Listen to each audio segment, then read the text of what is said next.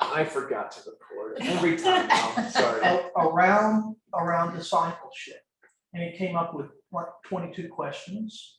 And so you would meet in a group of men or women, not mixed, men or women. You had a class leader who was trained and held accountable. Usually the class leader is somebody who tried this for a while and then slipped and wasn't living it, but then came back to realize this was the way they wanted to live. Maybe it's like AA, I don't know. But anyway, these people became pivotal in meeting. And so 6, 7, 8, you would meet every week. No excuses. Well, it's your excuse if you're sick or something. But then you would review the questions, like when did you feel closest to Christ this past week? It's a great question, isn't it? When did you deny your discipleship? When, in the face of being able to stand up for Christ, did you sort of become, I don't know the man, like Peter, I don't know him 3 times, So Wesley didn't intend to create a whole new way of worship or anything like that, because you came to these classes, bands, and societies off Sunday. You didn't do them on Sunday. You did them off Sunday, but it was a way of boosting. And so he wanted you to remain Anglican. He wanted you to go to your church, but he wanted you to help renew that church from the inside using these ancient Christian practices of prayer, of study, of accountability. I've had a lot of people ask me through the years as a pastor, well, I really don't need a church. Well, yeah. Maybe you don't. I mean, the way you're talking, you probably don't. But I said, the United States doesn't have a one-man army. We don't just send one person over like Rambo. And so when you're in the midst of living this Christian life, you're going to get beat up. It's hard to live the Christian life, to live like Jesus. It's hard. Okay. And so you need somebody around you to, when you're wounded or you're hurting or maybe you need to be there for somebody. That's why we do it together. That's why Jesus formed disciples. It's a model of community. We all need to belong to your community. And so back in the early days, you had to ante up when you came to your meetings. You had to put in a penance. It cost you something. And then it cost you coming to the meetings on a regular basis. And you were actually issued a ticket. You were a card-carrying Methodist. If you were in good standing, Literally, they issued you a ticket. I don't know. It sounds exactly like John. He was just over the top with his own personal piety. And he kept a diary that he wrote in code. Nobody could break the code. Nobody could understand it until a professor at Perkins School of Theology, just prior to that, found the key stuck in a book of Wesley's code. They've been trying to break this code forever. And then we had a look at Wesley's internal life, and he was just like, oh no, this guy's a nerd. I mean, he just recorded by the hour what sins he committed, all this stuff. I mean, he was just over the top about being rigid about his own but at the same time, he saw something that God was doing something that was bigger than him. And so this movement became a denomination, which he never intended, either on the continent of England or in the United States. Yes, there was a follow-up. He did lay hands, which is a kind of a succession. You lay hands on somebody, and there's something about passing authority. And so he laid hands on Thomas Coke to be a superintendent in the church. Coke came over, laid hands on Asbury, and Asbury said, whoa, just a minute. Before you do that, I want us to take a vote of all the preachers here. Do you want this? See, you feel the democratization happening. So really, I want y'all to vote. I'll do this if you vote me doing it. Okay. Whoa, before you lay your hands on it. Superintendent's not in the Bible. Oh, like Bishop. Wesley hit the fan. He was so mad. But it was out of his hands. It was already done. So Bishop Asbury and Bishop Coke took over, and American Methodism was born. And you will find that the structure, I don't know if it's a structure moving forward, our United Methodism, this will give you a great insight. Our United Methodism is set up exactly like American democracy. It totally mirrors it too. Like you see Totally, it. Yeah. totally. We have an executive branch. Those are the bishops. So they don't make law. They sometimes interpret law, but they have to live under a certain structure, but they're the executive branch. We have a legislative branch that meets only once every 4 years for about 3 weeks. Now, a lot of work's done in advance, but they've got a lot of legislation to do in those 3 weeks. And they write a book called the Book of Discipline that comes out every 4 years. We have not met since 2016. And that book just keeps getting bigger and bigger. And why? Because of the epidemic. We couldn't meet in 2016, and it just we kicked the can farther and farther down the road. So our legislative branch that's going to meet in 2024, we think, we still don't know, will be doing the legislation in 2020, not in 24, with the delegates that were elected in the 2020. It's just a big mess. Okay? The third branch is a judicial branch. We have what's called the Judicial Council, and they're our Supreme Court. And they deal with all matters like interpretation of law, that kind of stuff. So I want to ask you a question. How do you think it's going for the United States and our gridlock? Huh? Is this working? Is this working very well? Was it meant to work better? But it's not. Why? Why? And you have all kinds of reasons. Because it's polarized, because it's so very same thing has happened to our United Methodist Church. We are in gridlock big time. And in fact, today, a new denomination is starting. The Global Methodists, the very conservative who are really anti-LGBTQ and no gay clergy and no really acceptance of they'll say different, but their actions speak a lot. They are emerging. This is their first Sunday to be in existence. There's a good article in the Dallas News this week that happened. There was a great op-ed. And I can't remember that man's name. It's from Idaho. Those were.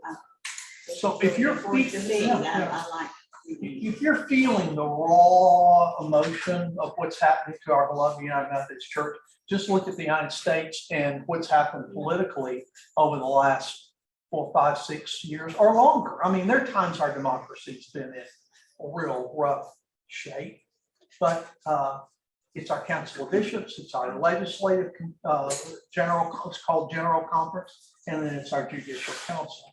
I maybe got way off from sticking Looking with at my Wesley, notes, I got off too. but sticking with Wesley. So United Methodism, which is worldwide, is very different from British Methodism. British Methodism is still alive, but it's not doing just real well right now. So they need to kind of get off, not what we believe, but how we're kind of formed. So it just got beyond Wesley. He couldn't contain it anymore. He couldn't tell people to shut up, even though he told them to shut up. You know. Well, I was going to ask. Yeah. So if Methodism was birthed in the newly formed Americas, was it then exported back to England? There is no United Methodist Church in England. No, I mean Methodism, just the Methodist denomination. No, they think they founded it, so they're kind of like our grandparents in that sense. And so a lot of what Wesley set up as his system, though, his system and process, still was retained. Bishop he didn't like, but superintendent he understood. Itinerating, that is sending your pastors. Right. So called of God, but sent by bishop.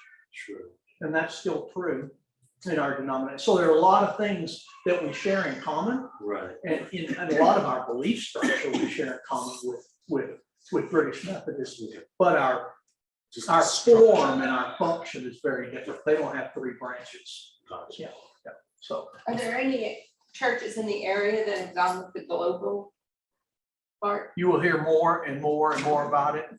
It's out of all the churches in North Texas Conference, which is like from Wichita Falls, actually Electra, you know where Electra is, all the way over to way past Harris, Clarksville, and then down and picking up Dallas, Cedar Hill, but not Arlington and not Fort Worth. That geographic area, there are about 360 church, United Methodist churches.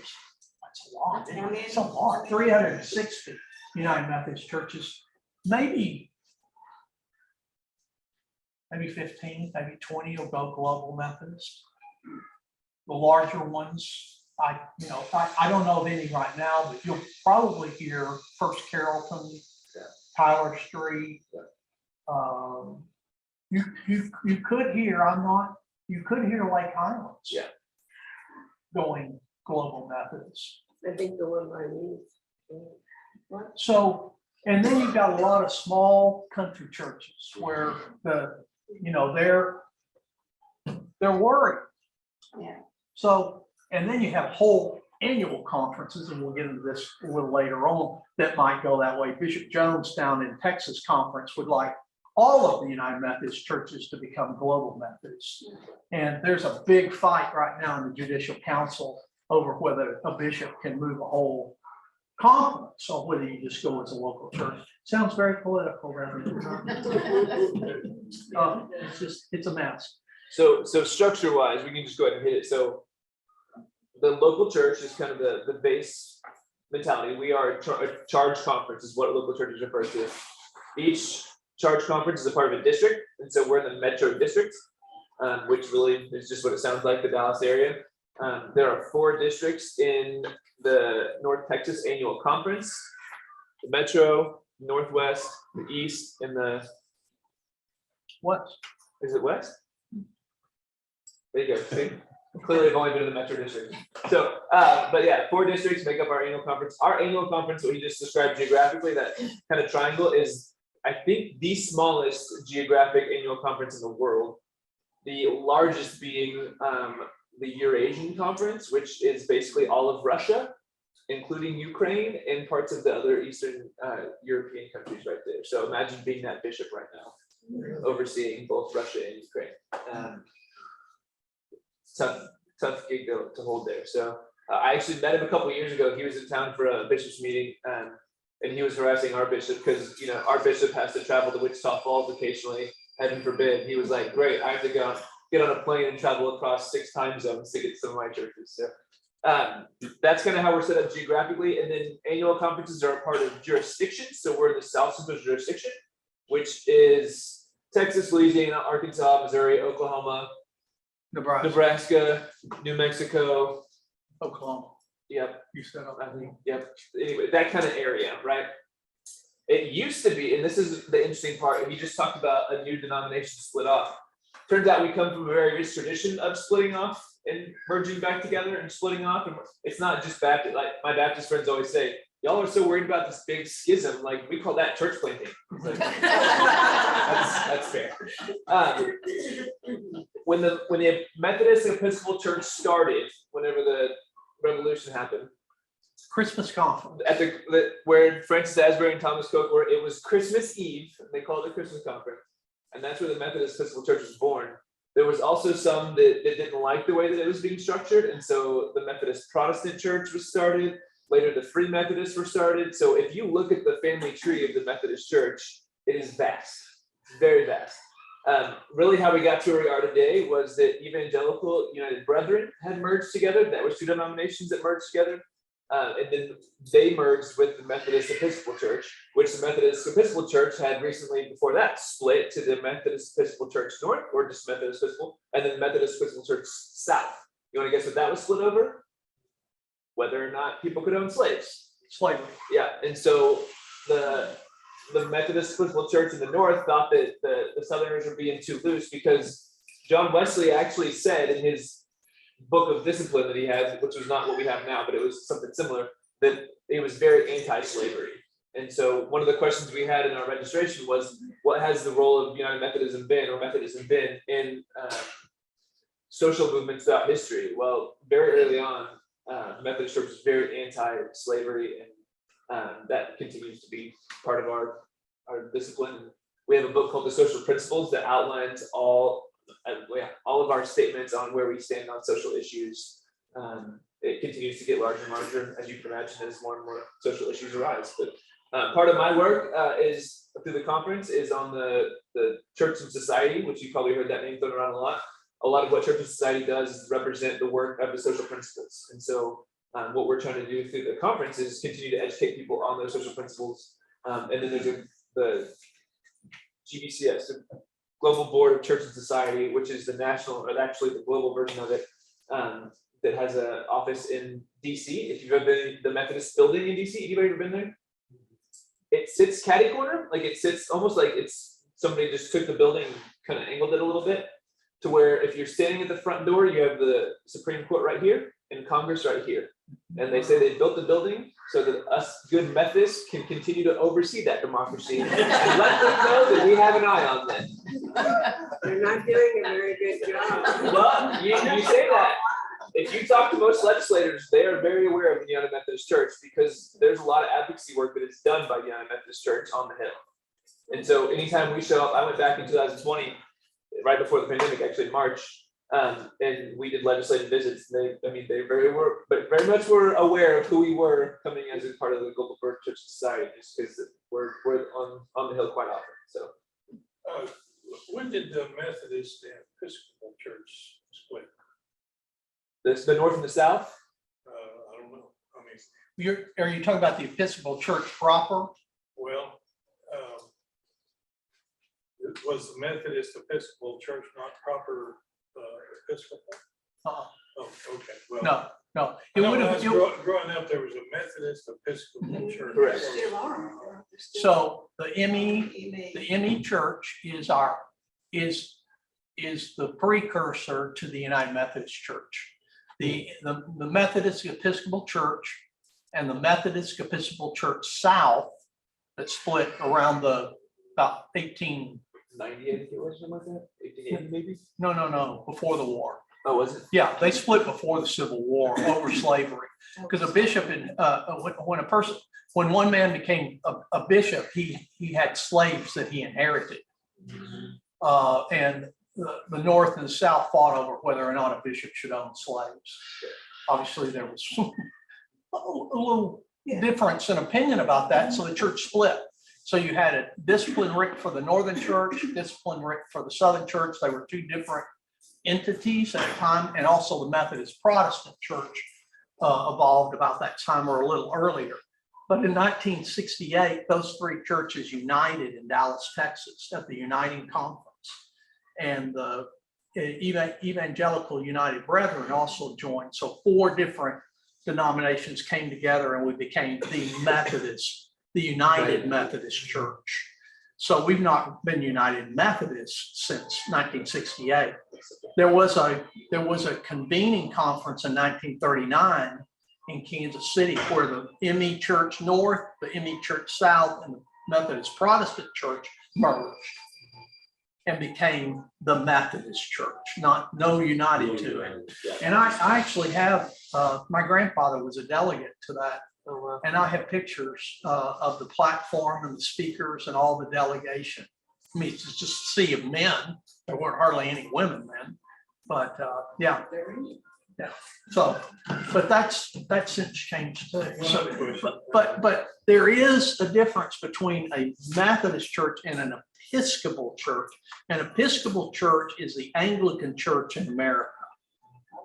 Well, until now, there's the Anglican. And now there's the Anglican church too, from the Church of England that's come over because they're more orthodox in the sense of being a little bit more strict about women's ordination and things like that. So they hold to a different understanding.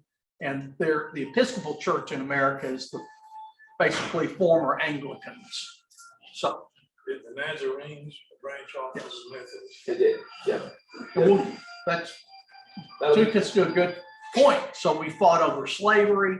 we fought over different ways of how God's grace helps you become holy, and then some have taken it, well, that means holier than thou, and so we've had holiness movements. So the Salvation Army has its origins in Methodist Church.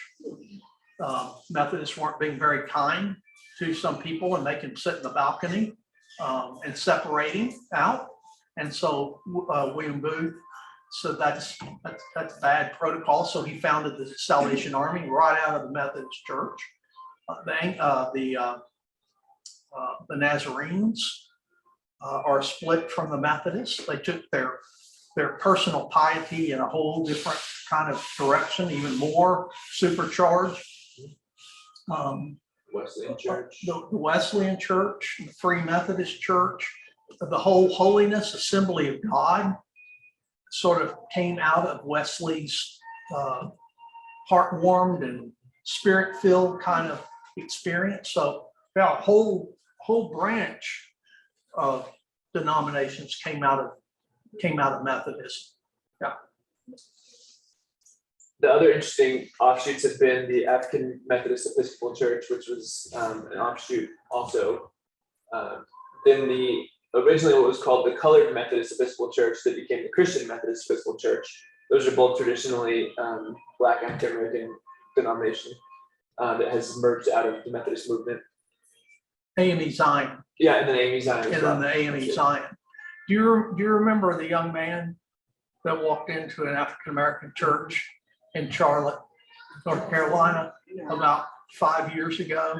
In Charleston, and shot the pastor and about 8 lay people that were in a Bible study together? That was the mother church for the AME Church. That was one of the founding American African American Episcopal churches, and that's why the wound was so deep for us as Methodists, because we're linked to our AME sisters and brothers. Yeah. So why did they branch off to the AME? All about color. It was all about race. It was all about. It was racism's lived very well in Methodism, as every institution, for a long time. We just haven't reckoned with it. We're doing better by recognizing it, knowing systemic racism and trying to end it. But it's difficult. It's hard. It's painful, but it's essential. Right. I've heard it said like Sunday's still the most segregated day Sure. in America. In America. Yep, it's pretty accurate. Wesley, here just something early on in life. So his daddy wasn't the best preacher. He was a writer, but he wasn't the best preacher. He was given a lifelong appointment at Epworth. And that's where John and his 15 or so, 16 siblings lived. The parishioners didn't much care for the senior Wesley preacher. Samuel was his name. And so he was often thrown in jail because he was in debt. And so he got a guest preacher, I guess. But a fire started in the parsonage under very suspicious terms. They torched, the lay people torched the parsonage, or some of them did. And John was caught upstairs. He was called Jack when he was a little boy, but they made a human ladder. They didn't intend to kill anybody, I don't think, but he was caught upstairs. He was caught upstairs, and they made a human ladder and saved him. And Susanna Wesley, his mama, who's far more influence in John and Charles Wesley's life than their daddy ever was, she made some obscure reference to John as a brand plucked from the burning. That's from Micah or something. And so she thought John had a special call on his life for something special, and she believed that with all of her heart, only like a mama would. And sure enough, he became the founder of Methodism. Which is the second largest mainline Protestant denomination. behind the Southern Baptist Church. You started your education at age 5, and by age 6 you were fluent in 4 languages: Latin, French, German, and English. She was talking about being homeschooled. Ooh, I would not want mom to. And then she did individual tutoring on a weeknight for an hour with each of her children. So Thursday night was her time with John, and that was always a special evening for him for some reason. He was born in 1703 and he died in 1791. He lived to be 88 years old, and probably of all the people in England next to the king or queen, John Wesley was a known entity. He was very well liked and loved. And the reason is that he felt like the gospel belonged to all people. It didn't belong to the Anglicans only. And so he was called an enthusiast. That is, he got a little excited when he preached. He was 5'3", weighed about 120 pounds. He was a little bitty spit of guy, but he could preach to over 5,000 people. His voice, he could boom his voice. And so he wrote in his journal that he submitted this day to the vile practice of preaching out of doors. Which when Keith said he got in trouble, this is one of the biggest things he got in trouble for. When he preached in the out of doors, where do you think Jesus preached? I mean, he didn't preach in the synagogue, but he preached outdoors. So Wesley only thought preaching could happen in a church. And then he said, well, that's stupid. So he took the gospel to coal miners. This is the Industrial Revolution of England. He took the gospel to where people were, where they lived and breathed. And he finally started a great religious conversion, not quite the Great Awakening, but very much like it in England. So much so that many secular scholars, not religious scholars, secular scholars, said that it was single-handedly John Wesley that saved England from a revolution like France, because of the people got back to what was essential in their life. And that was like living a life, loving God and loving your neighbor. And I'll kind of end with this story.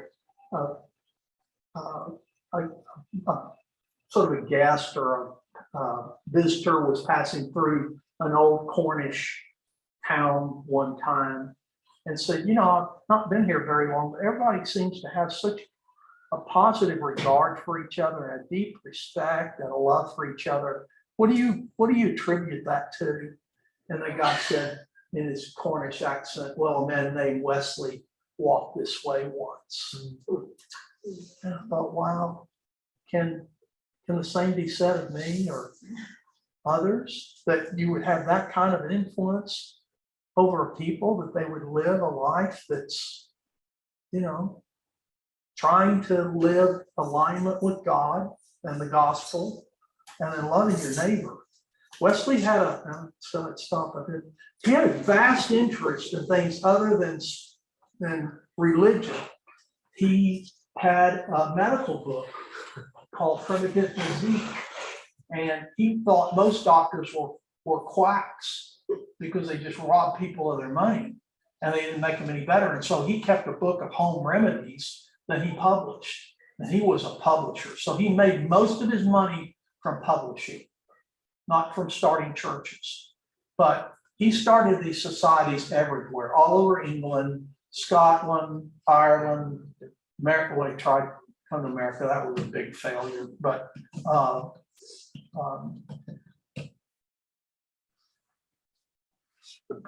on his deathbed, he was surrounded. He said a couple of things. The best of all is God is with us. And then he sang the hymn, I'll praise my maker while I have breath. You know this hymn? It's in our hymnal. I'll praise my maker while I have breath. And when my voice is lost in death, praise shall employ my nobler powers. He's just, and his brother wrote 6,000 hymns. Yeah. Charles did. So if you like Hark the Herald, if you like Christ the Lord is risen today, if you like for 1,000 tongues, which we're about to We'll sing. sing that today. We're singing that today. Yeah. Ted Campbell's always joke too. If you, most traditional Charles Wesley hymns, you can track it. Like he's always going to get you to heaven at the end. And so you kind of get this almost systematic theology. You're going to get to heaven at the end. So anytime you see Charles Wesley hymns, check on that. But yeah, I think just to kind of to wrap us up here, I think the important thing about Wesley too is he said where the people are is where the church is. And that's what he really believed, and that drove him out into the coal fields. But even whenever the Methodist Church began to emerge westward as the colonies moved westward, that's what his idea was, and that ideology kept with it. So those circuit riders kept pushing further and further west, because where the people are, that's where the church is. And it's really taken the emphasis on lay people to say that it's not just about clergy, right? It's really about the people. And this is also why at our annual conferences, at General Conference, we have a 1-to-1 clergy to laity ratio. And so it's not just clergy making decisions for the denomination. Anytime there's a vote that takes place for our legislative side, it's done by both clergy and lay people. And again, just like that democratization, right? It's following American democracy.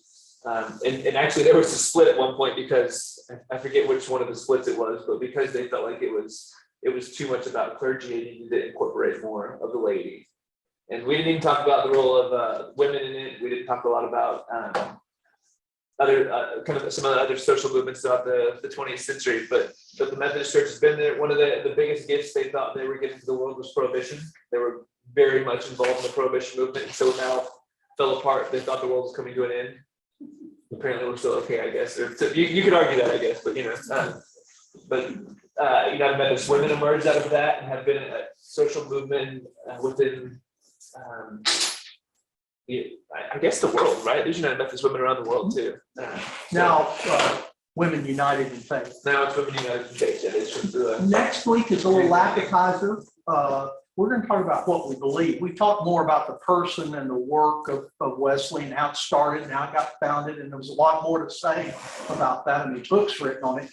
But next week, we're going to kind of talk, well, what makes a Methodist a Methodist? You know, what's the difference between our understanding of grace and a Baptist or a Lutheran or a whatever? And so we have distinctive doctrine, but we're not a real doctrinaire church. Okay, so we have certain tenets and beliefs, but we also have a very large range in, it's not just about what you believe, it's about how you behave.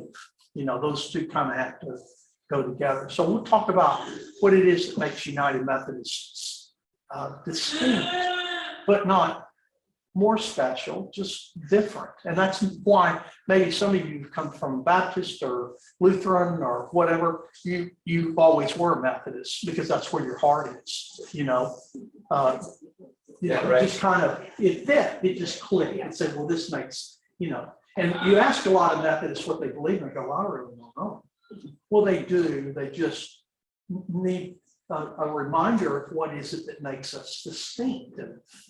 Not special again, but distinctive as United Methodists. Some of our understanding about how one goes about loving God. And so we'll get into that next week. And Clay talk about it. Lots of fun. Well, y'all, grateful to have you here. Thanks for being here. Thanks for joining us online, Ellie. Sorry, we never turned and looked at you, Ellie. I'm Yeah. sorry. Did Ellie just take a picture of herself? I think she did. She's just sitting like that.